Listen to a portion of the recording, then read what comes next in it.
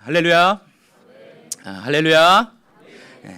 제가 항상 이 앞자리에 섰다가 여기 오니까 참 진짜 긴장되고 떨리는 것 같습니다.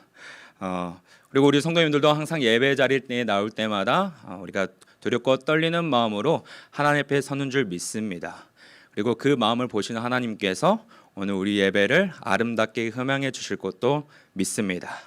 우리 그런 믿음으로 우리 함께 말씀으로 들어가 보길 원하는데요. 말씀을 들어가기 전에 저는 고등부를 섬기고 있고 또 고등부 안에서 우리 학생과 이런 재밌는 좀 이야기를 나눈 적이 있습니다. 어떤 이야기냐면 혹시 소와 사자의 이야기를 여러분 혹시 아시나요?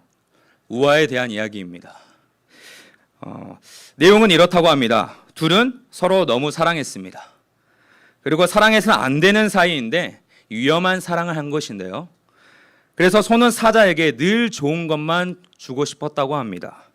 그래서 최선을 다해서 이 유기농 풀을 이 사자의 위에서 대접했다고 하는데, 하지만 사자는 한 번쯤은 입을 댔지만 이 식성이 너무나도 달랐기 때문에 조금 고통스러웠다고 이야기하고 있습니다. 반대로 이 소 또한 사자를 사랑해서 사자가 소를 사랑해서 이 마블링이 좋은 고기를 선물해 줬다고 하는데, 이 사자의 마음과는 달리 소 또한 그것에 대해 감사함이 아니라 공포감을 느꼈다고 합니다. 그리고 이런 일들이 쌓이고 쌓이다 보니까 서로 너무 열정적으로 사랑했지만 결국 헤어졌다는 이야기로 마무리가 됩니다. 그리고 마지막에 서로 이렇게 이야기하죠. 나는 최선을 다했어. 잘못한 것이 없어. 누구나 다 알고 있는 이런 이야기가 사실 우리의 삶 안에서 가족과 연인 그리고 친구 관계를 비롯하여 여러 곳에서 빈번하게 일어날 때가 참 많습니다. 그리고 이러한 관계는 단순히 열정만으로는 깊어질 수 없음을 잘 전달해 주는 이야기이기도 합니다. 우리가 이런 사랑과의 관계에서 알 수 있는 것은 이 뜨거운 열정과 강렬한 사랑도 물론 중요하지만 그런데 그에 맞는 바른 노력이 우선시 될 때 아름답다는 것을 이야기해 줍니다. 이것은 비단 우리 사람을 넘어서 하나님 관계와도 마찬가지입니다. 하나님께 열정을 다하고 최선을 다하는 것도 물론 너무나도 중요하지만 결국 제일 우선해야 될 것은 바로 말씀에 근거한 바른 열정과 바른 노력입니다. 오늘 본문 앞장 12장에서 다윗은 온 이스라엘의 지지를 받으며 이스라엘 2대 왕으로 등극하게 됩니다. 그리고 왕에 오르는 다윗은 기럇 여아림에 방치되었던 이 하나님의 언약궤를 예루살렘으로 모시려고 하고 있는데요. 역대상의 시간 순으로 보면 왕이 되자마자 바로 이 언약궤를 옮긴 것처럼 보이지만 사실 왕이 된 이후에 다윗은 다윗궁 건설과 이 블레셋과의 전쟁을 치른 후 여러 사건이 있었습니다. 그리고 나서 나라가 어느 정도 안정된 이후에 다윗은 하나님 중심의 국가를 만들기 위해 이 언약궤를 예루살렘으로 옮기려고 하고 있는 것이죠. 그런데 이 언약궤의 위치를 보자 하니까 이 기럇 여아림에 위치한 지 벌써 70년이라는 세월이 지났습니다. 그렇다면 하나님이 이 신성한 언약궤가 도대체 왜 70년간 이방 땅에 있는지 우리가 사전 지식이 조금 필요한 상황인데요. 이스라엘의 왕국 시대가 세워지기 전에는 이스라엘은 사사 시대에 의해 이루어지고 있었습니다. 사사 시대에 이스라엘과 블레셋과의 전쟁이 있었는데 이 전쟁이 바로 아벡 전투입니다. 사사 엘리가 활동하던 때에 이스라엘이 블레셋과의 전쟁에서 위기를 맞이하자 이 언약궤를 메고 이스라엘은 전쟁에 참여하게 되는데요. 자신들은 블레셋에 비하면 약하나 이 언약궤를 메고 참전하면 이길 수 있으리라는 이상한 믿음이 발동한 것입니다. 하나님의 말씀은 삶의 도구가 아니라 삶의 목적 그 자체가 되어야 함에도 불구하고 이스라엘은 이것을 잊어버리고 이 언약궤를 어떤 하나의 승리의 수단으로 이해했나 봅니다. 그 이후 이스라엘은 결국 하나님의 언약궤를 블레셋에게 빼앗기게 되고 엘리의 두 아들 홈리와 비너스도 죽임을 맞게 됩니다. 그리고 그 소식을 들은 아버지 엘리 또한 의자에 넘어져 목이 부러져 죽게 되죠. 이 사건은 비극적이며 수치스러운 이스라엘의 역사의 한 흑역사로 남게 됩니다. 그런데 그 이유가 더 문제라는 거예요. 이후 언약궤는 블레셋의 다곤 신당에 안치되었는데 그곳에 큰 재앙이 일어나기 시작합니다. 이 일로 인하여 이 블레셋 사람들이 자발적으로 이스라엘 국경 지대인 이 베스메스로 이 언약궤를 이동시키는데, 이 베스메스 사람들이 뭔가 하고 들여다보니 그것을 들여다봄으로 인해서 70명이라는 숫자가 죽게 됩니다.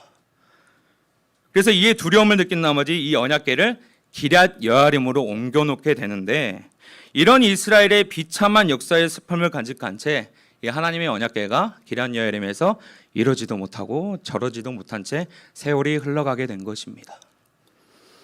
사사시대가 자기 소견에 옳은 대로 행한 시대였다면 그 이후 왕국시대 이스라엘 초대왕 사울 역시 자기 소견에 옳은 대로 행한 왕입니다. 그리고 이러한 상황을 모두 지켜봤던 다윗이 이제 하나님의 언약궤를 예루살렘으로 모시려고 하고 있는 장면입니다. 다윗은 이제 하나님의 언약궤를 하나님의 자리로 모시면서 오늘 본문 3절에 이렇게 말하고 있는데요. 역대상 3절에는 이렇게 말하고 있습니다. 우리가 우리 하나님의 궤를 우리에게로 옮겨오자. 사울 때에는 우리가 궤 앞에서 묻지 아니하였느니라 하매. 다윗이 언약궤를 모셔오는 이유는요, 바로 하나님의 말씀을 듣기 위해서입니다. 사울이 그의 왕권과 그의 삶에서 패배했던 가장 큰 이유라고 하면은 바로 하나님께 묻지 않았기 때문입니다. 사울은 하나님께 묻지 않고 도리어 신접한 여인에게 묻는 실수도 범합니다. 겉으로는 하나님을 믿는다고 하지만 말씀과 상관없이 살아가는 것, 바로 자기 소견에 옳은 대로 행하면서 세상에서 영향력 있다고 하는 사람의 말을 들었기 때문입니다. 그런데 우리가 이런 사울의 인생을 보고 있노라면 경계해야 될 것이 하나 떠오르게 됩니다. 바로 사울이 그런 세월을 70년간 되풀이하며 살았음에도 불구하고 불편함 없이 살아갔다는 것이죠. 하나님의 말씀 없이도 인생을 그럭저럭 살아갈 수 있다는 것입니다. 나의 판단대로 생각하고 나의 소견이 이끄는 대로 삶을 살아가도 그럭저럭 그냥 살아가져 간다는 것이죠. 그런데 여러분, 이런 인생은요, 결국 그 삶의 주인이 자기 자신이 100% 될 때 살아갈 수 있습니다. 하지만 하나님을 믿는 우리 인생의 중심에는 말씀이 살아 숨쉬어야 될 줄 믿습니다. 우리 인생의 중심에 계속해서 하나님과의 관계를 회복하는 노력이 있어야 된다는 거예요. 그런 가운데 오늘 다윗은 왕으로서 회복해야 될 것이 많지만 처음으로 하나님과의 관계를 회복하려고 합니다. 그 관계를 회복하기 위해 먼저 70년간 방치된 하나님의 언약궤를 다시 원위치로 모셔오려고 하고 있는데요. 우리 13장 1절 말씀 우리 다 같이 읽도록 하겠습니다. 시작. 다윗이 천부장과 백부장 곧 모든 지휘관과 더불어 의논하고. 다윗은 절대 권력의 힘을 지녔으나 언약궤를 모시는 일만큼은 혼자 결정하지 않았습니다. 그리고 리더들과 함께 논의하게 되죠. 바로 모든 사람의 마음을 하나님께로 모으기 위함이었습니다. 이어서 리더들과 결정된 부분을 온 회중과 나눕니다. 다윗은 백성들이 언약궤에 향한 식어진 마음을 다시 하나님께로 돌리려고 했고, 백성들은 그런 다윗의 의견에 동의합니다. 그리고 언약궤를 옮길 새 수레를 만들고 운반하는 일은 이 언약궤를 보관하고 있었던 아비나답의 두 아들 우사와 아요가 감당하게 되죠. 이제 이스라엘의 민족 최대 행사이며 가장 화려한 행사였고 모든 악기를 동원하여 찬양하는 기쁨의 순간이 다가왔습니다. 그런데 기돈의 타작마당에 이르렀을 때 소들이 날뛰기 시작하는데, 그때 우사가 그 흔들리는 언약궤를 보호하기 위해 손을 펴서 잡음과 동시에 아무도 예상하지 못하는 일이 발생하게 되죠. 우리 10절 말씀 우리 함께 읽도록 하겠습니다. 시작. 우사가 손을 펴서 궤를 붙들므로 말미암아 여호와께서 진노하사 치심에 거기 하나님 앞에서 죽으니라. 떠들썩한 악기 소리가 멈추고 언약궤의 행렬이 중단되었습니다. 그리고 70년 만에 다윗성으로 이동하는 언약궤는 그 방향을 틀어 오베데돔의 집으로 가면서 오늘 13장은 마치게 됩니다. 여러분, 무엇이 문제였을까요? 모두 한 마음과 한 뜻으로 언약궤 회복에 대해 기뻐하고 있었는데 도대체 무엇이 문제였길래 이 가장 축제의 분위기에서 가장 비극적인 현실로 변하게 되었을까요? 어쩌면 오늘 이 무거운 말씀이 오늘 우리에게 전해주고 싶은 내용은 무엇일까요? 하나님을 섬긴다는 것은 이 자신의 열정과 마음만으로는 쉽지 않다는 것입니다. 하나님은 하나님의 방법으로 섬겨야 합니다. 우리 민수기 4장 15절 우리 함께 읽도록 하겠습니다. 시작. 진영을 떠날 때에 아론과 그의 아들들이 성소와 성소의 모든 기구 덮는 일을 마치거든 고앗 자손들이 와서 맬 것이니라. 그러나 성물은 만지지 말라. 그들이 죽으리라. 회막 물건 중에서 이것들은 고앗 자손이 맬 것이며. 언약궤에 대한 하나님의 방법은 언약궤를 운반할 때는 반드시 레위 지파의 고앗 자손이 매우 운반하라고 말씀하셨습니다. 하지만 다윗은 새 수레시로 운반을 했습니다. 그리고 이어서 여호와의 성물에 손을 대면 죽으리라고 말씀했는데도 불구하고 이스라엘은 열정에 심취한 나머지 하나님의 말씀을 어기게 되었던 것입니다. 이스라엘이 하나님을 향한 열정에 대해 큰 문제가 있다는 것은 결코 아닙니다. 하지만 바른 열정이 필요했다는 것이죠. 역사상 가장 크고 화려한 의식을 치르고 있었으나 하나님이 원하셨던 것은 하나님과의 관계에서 중요한 것은 그런 화려함이 아니라 그 안에 있는 진실함을 보셨던 것입니다. 소를 사랑한 사자의 사랑의 문제가 아니라 소에 대해 자세히 알지 못한 것이 문제라는 것이죠. 물론 다윗이 고의로 하나님의 말씀을 어긴 것은 절대 아닙니다. 그리고 전에도 이 언약궤를 수레로 이동한 적이 있음을 우리는 알고 있습니다. 사무엘상 6장을 보면 이 법궤가 블레셋 땅의 다곤 신전에 큰 재앙이 일어났을 때에 이 블레셋 사람들은 새 수레를 만들고 거기에 법궤를 실어 벳세메스로 보냈습니다. 그런데 그때는 아무 일도 없었는데 왜 지금은 이런 일들이 발생하느냐? 그것은 하나님의 말씀을 모르는 이방인들이 행했기 때문입니다. 하지만 이스라엘 사람이면 누구나 언약궤를 어떻게 다루어야 하는지 알고 있었을 것입니다. 그런데 제사장과 레인이 대거 동참한 이 큰 행사에 언약궤로 옮길 방법에 대해서 아무도 조언을 해주지 않았습니다. 어쩌면 편리성과 효율성을 고려했는지도 모르겠습니다. 물론 후에 역대상 15장을 보게 되면 일에 잘못된 것을 알고 다시 하나님께서 원하시는 방법으로 언약궤를 모셔옴으로써 해피엔딩으로 끝나게 됩니다. 하지만 이 오늘 본문을 통해 우리가 알 수 있는 것은 하나님을 섬긴다는 것은 어쩌면 편리성과 효율성의 문제가 아니라 진리 그 자체의 문제입니다. 하나님은 하나님의 방법으로 섬겨야 합니다. 그리고 이 말씀은 오늘 우리가 살아가는 이 시대에도 여전히 영향력 있는 말씀으로 다가오고 있습니다. 우리는 이 진리의 문제에 대해 2000년 전 예수님께서 사마리아의 수가라는 곳에서 말씀하셨음을 기억하고 있습니다. 우리 요한복음 4장 23절 우리 함께 읽도록 하겠습니다. 시작. 아버지께 참되게 예배하는 자들은 영과 진리로 예배할 때가 오나니 곧 이때라. 아버지께서는 자기에게 이렇게 예배하는 자들을 찾으시느니라.